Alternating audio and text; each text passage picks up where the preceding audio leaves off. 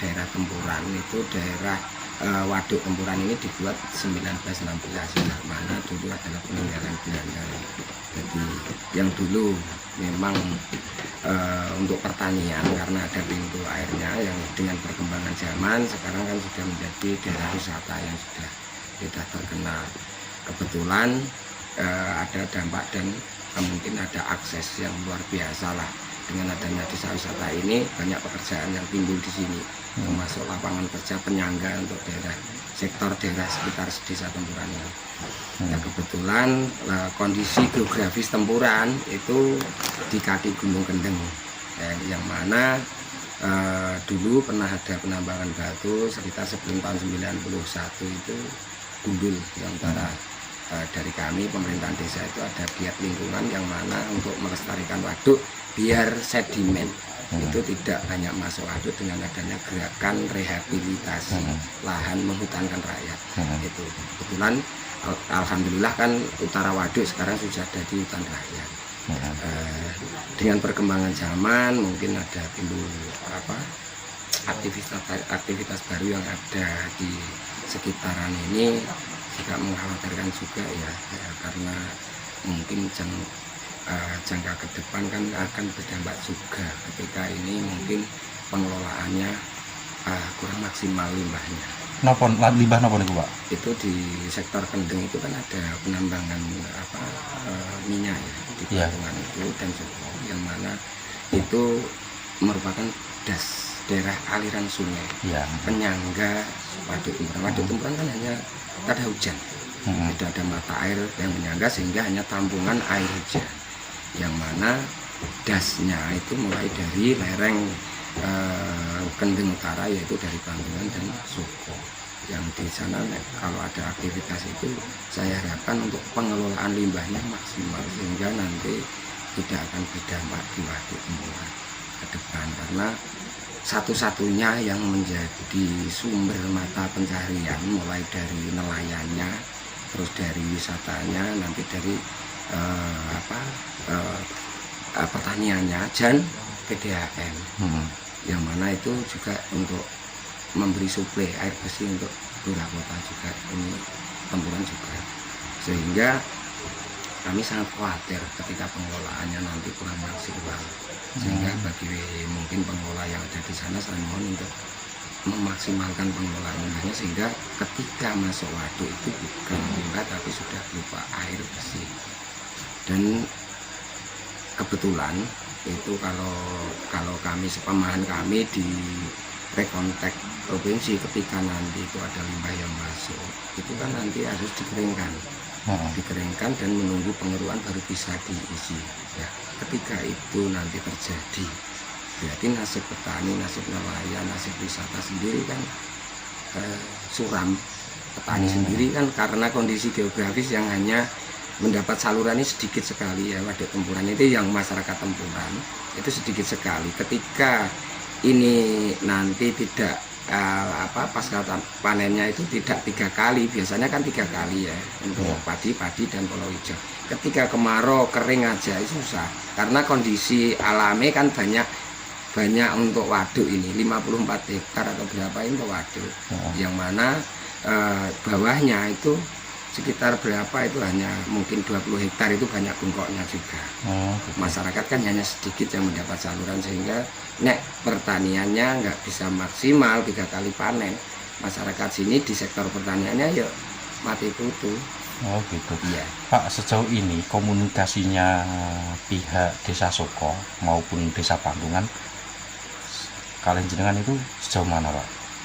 Bahas terkait tadi kok belum ada ya, sementara ini belum ada mereka, karena mungkin kan kami kan ya nggak pernah tanya lah itu dikelola pemerintah atau memang masyarakat umum kan nggak tahu. Jadi Pak Kades dan katanya kan nggak pernah untuk komunikasi terkait membahas itu.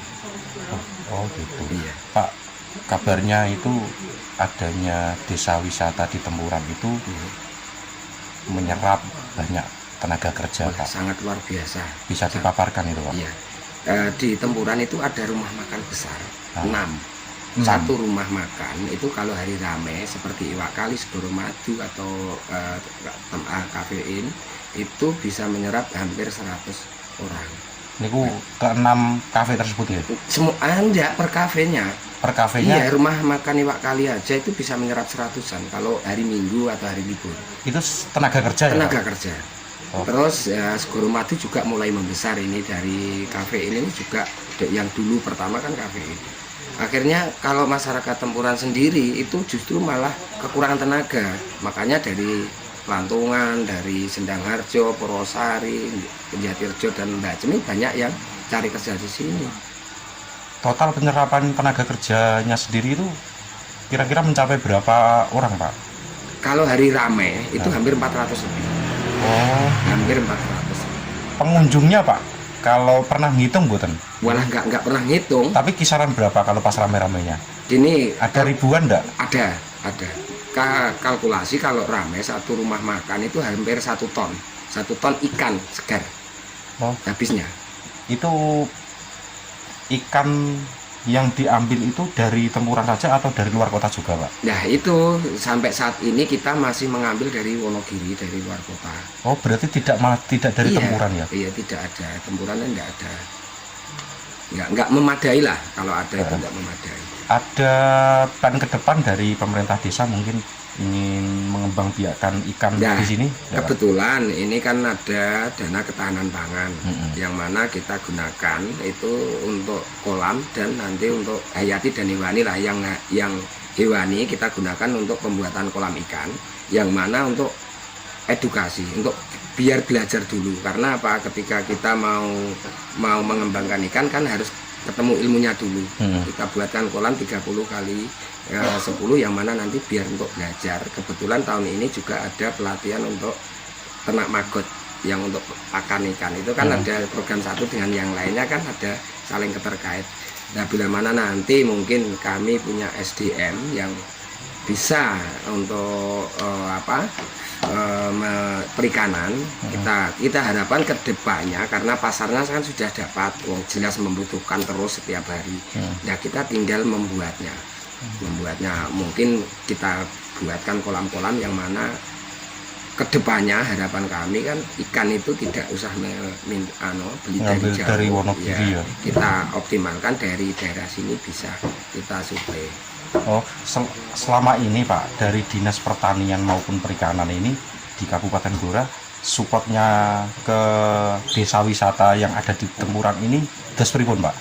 Dari Dinas Pertanian sangat support itu untuk pengadaan bibit-bibit buah, karena memang harapannya kan ke depan desa wisata juga punya khas oleh-oleh dari pertanian itu buah yang sekarang sudah dikenal kan jambu kristalnya. Yang dulu zaman Pak Koko itu pertama itu sudah ada berapa 2 hektar atau berapa itu untuk jambu kristal, ternyata berhasil. Dan sekarang sudah mulai bentahun itu ada advokat, ada kelengkeng yang sudah kita tanam di sini, sehingga harapan kedepannya kan dari sektor pertanian sendiri itu ada oleh-oleh khas dari buah yang ada di Tempuran ini. Yang dari pihak perikanannya, Pak? Dari perikanan sampai saat ini belum ada, cuma mungkin membantu kami itu dalam pembenihan penebaran benih di Waduk Tempuran. Setiap tahun kan dianggarkan dari dinas untuk nelayan tangkap di desa Tempuran itu ditebari benih.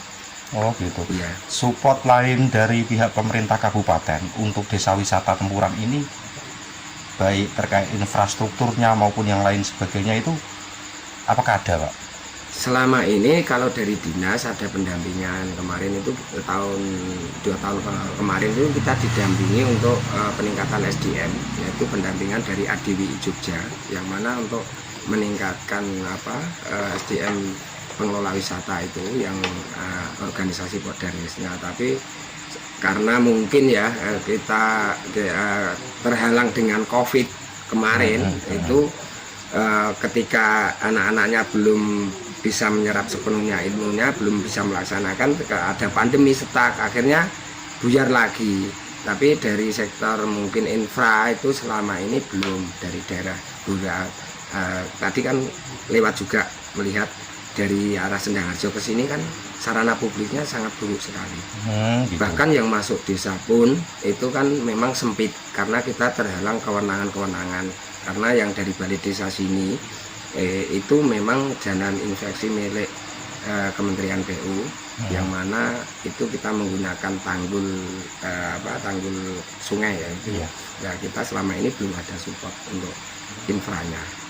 Oh gitu. Iya. Pak, ini ada peluang untuk meningkat, saya lihat itu ada peluang untuk meningkatkan PAD desa. Salah satunya dari pengelolaan parkir yang mungkin bisa dikatakan lebih modern. Ada plan ke depan enggak Pak untuk mengemas ini semakin lebih baik, misalkan dari arah pintu masuk maupun pintu keluar? Sudah kami rancang dalam RPJM ya. Ya. Ketika kami nyalon sudah saya masukkan dalam RPJM Des untuk membuat satu arah, yang mana nanti kita masuk di tanggul sebelah kiri yang ke sini, nanti yang keluar pintu sebelah selatan. Dan mungkin dari parkirnya sudah mulai kita tata, di bawah itu ada mungkin kita belanja untuk membuat tempat-tempat parkir.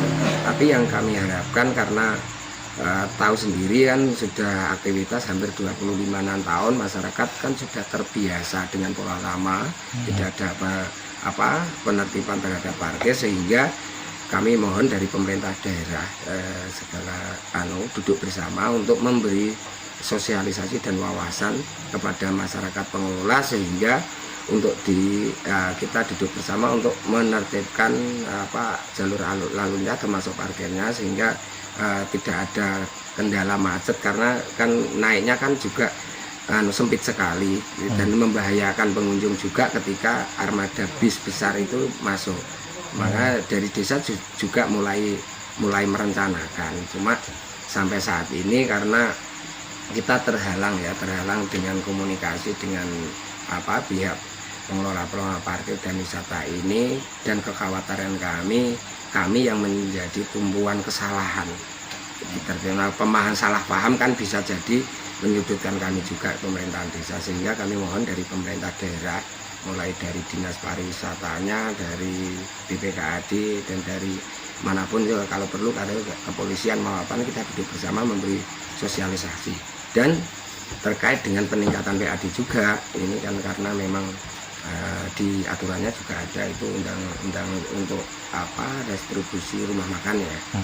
Kita duduk bersama memberi pemahaman kepada pengelola yang ada di sini, sehingga jangan sampai salah paham ketika ditertibkan untuk membayar pajak kan kerugian. Sebenarnya kan tidak gitu, pajak itu yang membayar yang datang kok, bukan yang pengelolanya, sehingga sampai saat ini belum ada juga itu. Padahal itu sangat besar sekali ketika kita duduk bersama, itu pajaknya hampir ratusan juta pasti. Pak, kalau boleh tahu keberadaan kafe-kafe di Tempuran ini di desa wisata sini, apakah mayoritas sudah berizin Pak? Sampai saat ini saya belum pernah tanya ke sana ya. Oh, belum pernah. Ya, tapi pada dasarnya ini sudah ada intinya sudah napa niku sepengetahuan jenengan nggih semuanya nggih. Nek kalau sepengetahuan kami, wawasan kami kok belum, karena gini, kalau berizin pasti ada ketentuan termasuk pajaknya kan sudah terkait. Itu kan pasti. Sampai saat ini ketika kami lihat kok ketentuan seperti pajaknya, CSR-nya belum ada ketentuan yang jelas, saya kira kok belum ada.